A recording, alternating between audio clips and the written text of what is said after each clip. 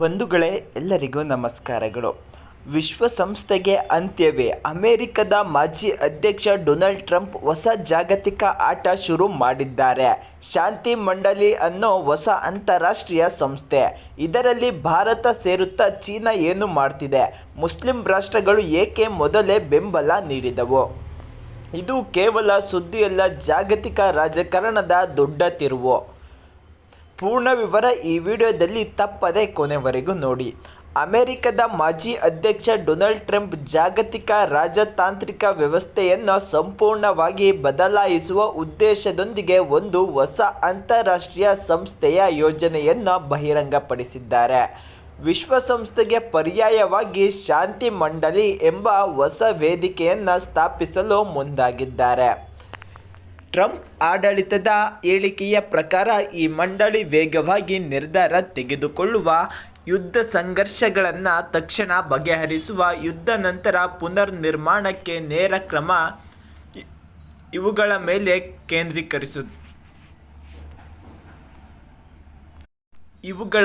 ಕೇಂದ್ರೀಕರಿಸುತ್ತದೆ.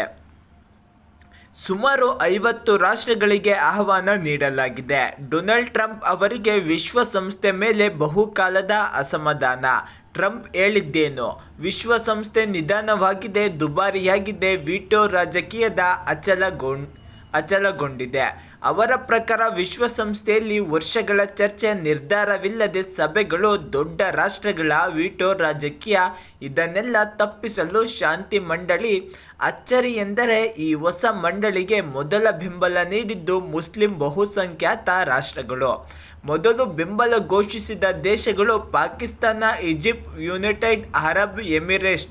ಇದಾದ ನಂತರ ಟ್ರಂಪ್ ಅವರು Saudi crown prince Mohammed bin Salman ಅವರಿಗೆ ಸಾರ್ವಜನಿಕವಾಗಿ ಮನವಿ ಮಾಡಿದ್ದಾರೆ. Saudi Arabia, Turkey, Jordan, Indonesia, Qatar ಎಲ್ಲರೂ ಸೇರಿ ಜಂಟಿ ಹೇಳಿಕೆ ಬಿಡುಗಡೆ ನಾವು ಶಾಂತಿ ಮಂಡಳಿಗೆ ಸೇರುತ್ತೇವೆ ಎಂದು ಘೋಷಿಸಿದರು. ಇದರಿಂದ ಮಧ್ಯಪ್ರಾಚ್ಯ ರಾಜಕಾರಣದಲ್ಲಿ ದೊಡ್ಡ ಚರ್ಚೆ ಶುರು ಆಯಿತು. ಮುಸ್ಲಿಂ ರಾಷ್ಟ್ರಗಳ ಜೊತೆಗೆ ಇತರ ಭೌಗೋಳಿಕ ಪ್ರದೇಶಗಳಿಂದಲೂ ಬೆಂಬಲ.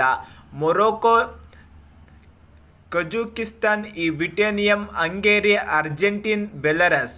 ಮತ್ತೊಂದು ದೊಡ್ಡ ಹೆಸರು ಇಸ್ರೇಲ್ ಪ್ರಧಾನಿ ಬೆಂಜಮಿನ್ ನೇತನ್ಯಾಹು. ಟ್ರಂಪ್ ಆಹ್ವಾನವನ್ನು ಒಪ್ಪಿಕೊಂಡಿದ್ದಾರೆ. ಇದು ಶಾಂತಿ ಮಂಡಳಿ ಮಧ್ಯಪ್ರಾಚ್ಯದಲ್ಲಿ ಹೊಸ ತೂಕ ತಂದಿದೆ. ಆದರೆ ಅಮೆರಿಕದ ಎಲ್ಲ ಮಿತ್ರ ರಾಷ್ಟ್ರಗಳು ಬೆಂಬಲಿಸಿಲ್ಲ. ಫ್ರಾನ್ಸ್, ಡೆನ್ಮಾರ್ಕ್, ನಾರ್ವೆ, ಸ್ವೀಡನ್, ವಿಶೇಷವಾಗಿ ಫ್ರಾನ್ಸ್ ನಿರಾಕರಣೆ ವಾಷಿಂಗ್ಟನ್ ಪ್ಯಾರಿಸ್ ಸಂಬಂಧದಲ್ಲಿ ಬಿರುಕು ತಂದಿದೆ. ಟ್ರಂಪ್ ಅವರು ಫ್ರೆಂಚ್ ಅಧ್ಯಕ್ಷ ಎಮಾನ್ಯುಯಲ್ ಮಾಕ್ರಾನ್ ಅವರನ್ನು ಬಹಿರಂಗ ಟೀಕಿಸಿದ್ದಾರೆ. ಇದರಿಂದ ರಾಜತಾಂತ್ರಿಕ ವಲಯದಲ್ಲಿ ಭಾರೀ ಚರ್ಚೆ, ಅಚ್ಚರಿ ಮೂಡಿಸಿದೆ. ಇನ್ನು ತೀರ್ಮಾನ ಪ್ರಕಟಿಸಿದ ದೇಶಗಳು Bharat, China, Russia, UK, Germany, Italy, Japan, Thailand.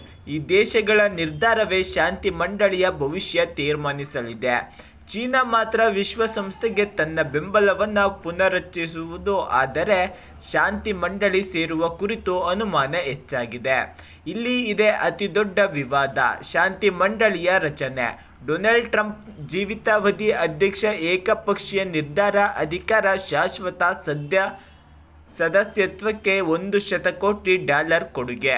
ಇದು ವಿಶ್ವಸಂಸ್ಥೆಗೆ ಹೆಚ್ಚು ಹಣಕಾಸು ಶಕ್ತಿಯ ಮಾದರಿ. ಬೆಂಬಲಿಗರ ವಾದ: ಇದಕ್ಕೆ ವೇಗವಾದ ನಿರ್ಧಾರ, ಹಣಕಾಸು ಬಲ, ತಕ್ಷಣ ಶಾಂತಿ ಕ್ರಮ. ವಿಮರ್ಶಕರ ಎಚ್ಚರಿಕೆ: ಅಧಿಕಾರ ಕೇಂದ್ರೀಕರಣಗಳ ಬಹುಪಕ್ಷೀಯತೆಗೆ ಧಕ್ಕೆ, ಅಂತಾರಾಷ್ಟ್ರೀಯ ಕಾನೂನು ಅಪಾಯ, ಸಣ್ಣ ರಾಷ್ಟ್ರಗಳ ಸಾರ್ವಭೌಮತೆಗೆ ಹೊಡೆತ. ಶಾಂತಿ ಮಂಡಳಿ ಜಾಗತಿಕ ರಾಜಕಾರಣದಲ್ಲಿ ಹೊಸ ಅಧ್ಯಾಯವಾಗುತ್ತಾ ಅಥವಾ ವಿಶ್ವಸಂಸ್ಥೆಗೆ ಸವಾಲಾಗಿ ಹೊಸ ಸಂಘರ್ಷಗಳಿಗೆ ಕಾರಣವಾಗುತ್ತಾ? ಭಾರತ ಯಾವ ನಿರ್ಧಾರ ತೆಗೆದುಕೊಳ್ಳಲಿದೆ? ಜಗತ್ತು ಯಾವ ದಿಕ್ಕಿಗೆ ಹೋಗಲಿದೆ? ನಿಮ್ಮ ಅಭಿಪ್ರಾಯವನ್ನು ಹೇಳಿ. ವಿಡಿಯೋ ಇಷ್ಟವಾದರೆ ಲೈಕ್ ಮಾಡಿ. ATV ಕರುನಾಡು ಚಾನಲ್ನ ಸಬ್ಸ್ಕ್ರೈಬ್ ಮಾಡಿ. ಇದಾಗಿತ್ತು ಇಂದಿನ ವಿಶ್ಲೇಷಣೆ ವಿಶ್ಲೇಷಣೆ.